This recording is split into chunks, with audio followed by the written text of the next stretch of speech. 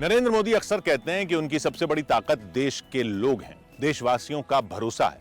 ये भरोसा आखिर कायम कैसे हुआ? नरेंद्र मोदी के काम से, उनके बनाए प्रतिमान से। नरेंद्र मोदी बड़ी और विकट समस्याओं का सरल समाधान करते हैं। संघ और बीजेपी के लिए काम करने के दौरान कई बार नरेंद्र मोदी ने हिंसक घटनाओं को अपनी सूझबूझ से टाल दिया था। आज भी नरेंद्र मोदी के कई साथी साल 1984 की जन्माष्टमी को याद कर भावुक हो जाते हैं। तब रामकाज में जी जान से जुटे नरेंद्र मोदी ने भगवान कृष्ण के लिए भी एक बड़ा अभियान छेड़ा था।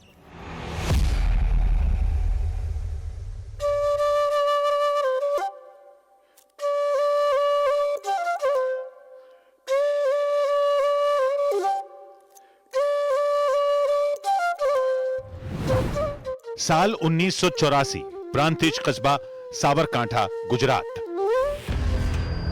उन दिनों प्रांतिज में सांप्रदायिक तनाव चरम पर था। अल्पसंख्यक हिंदू परिवार पलायन करने पर मजबूर थे। इसी बीच जन्माष्टमी का दिन करीब आ गया। हिंदू जनमानस शोभा यात्रा निकालकर जन्माष्टमी धूमधाम से मनाना चाहता था, लेकिन हिंसा का भय था। साबरकांठा के लोगों ने इससे बचने के लिए अहमदाबाद का रुख किया। अहमदाबाद में सब नरेंद्र मोदी से मिले। साबरकांठा से आए लोगों ने जब समस्या उन्हें सुनाई तो नरेंद्र मोदी ने प्रांतिज जाने का फैसला लिया।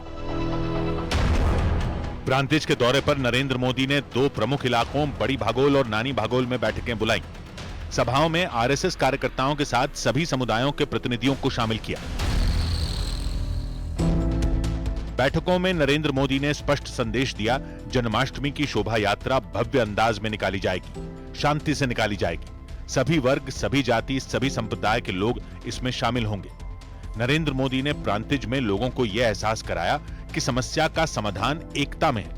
नरेंद्र मोदी की बातें लोगों के दिलों में घर कर गईं। प्रांतिज की शोभा यात्रा की तस्वीरें गवाही देती हैं नरेंद्र मोदी ने कैसे सबके मन का मैल मिटा दिया। ट्रैक्टर, बैलगाड़ियों को सजाकर निकाली गई वो शोभा यात्रा बड़ी भव्य थी। चुनौतियों से निपटने और समस्याओं के हल तलाशने के हुनर ने नरेंद्र मोदी को राम मंदिर आंदोलन में बड़ी भूमिका दिलाई थी। गुजरात में राम मंदिर के लिए निकाली जाने वाली तमाम रथ यात्राओं के सारथी नरेंद्र मोदी बनाए गए। नरेंद्र मोदी के राम काज को देखकर लालकृष्ण आडवाणी की पत्नी कमला आडवाणी एक बार दंग रह गई थी। पहली राम जानकी रथ यात्रा विश्व हिंदू परिषद ने गुजरात में निकाली थी। राम जानकी रथ यात्रा को गुजरात के खेड़ा जिले के बालासिनोर के वीरपुर में रोका गया था। नरेंद्र मोदी ने राम जानकी यात्रा की माइक्रो प्लानिंग कर उसे सफल बनाया। इसके बाद जब सोमनाथ से अयोध्या रथ यात्रा शुरू हुई तब नरेंद्र मोदी नवरात्रि का व्रत कर रहे थे। बिना कुछ खाए, सिर्फ जल पीकर मोदी ने रथ यात्रा को कामयाब बनाया। मोदी पर सवार राम काज की धुन देख सब लोग दंग रह जाते थे। नरेंद्र मोदी के प्रयासों को देख लालकृष्ण आडवाणी की पत्नी कमला आडवाणी कई बार भावुक हुई।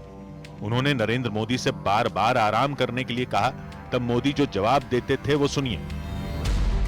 यही गहन प्रतिबद्धता ही मेरी सच्ची पुकार है। ये मेरा वास्तविक जीवन है और मैं इसका आनंद लेता हूं।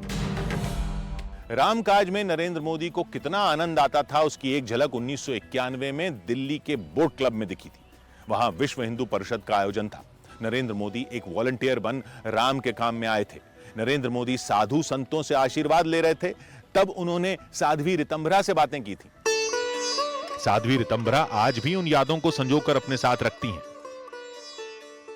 जो कभी दुख को दुख नहीं मानता, जो सुख की चाह में धूल नहीं छानता, औरों के लिए जिसको विष पीना भी स्वीकार हो जाता है, वह प्रचारक अभिनंदनीय है, वंदनीय है, पूजनीय है। नरेंद्र मोदी तब एक सामान्य कार्यकर्ता की तरह जमीन पर बैठते थे।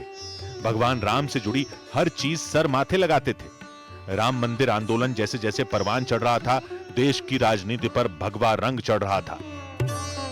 अगर कल्याण राज्य की कल्पना करनी है तो राम राज्य होना चाहिए। पीएम मोदी पर न्यूज 18 की खास सीरीज जारी है। कल रात 10:25 पर देखना ना भूलें।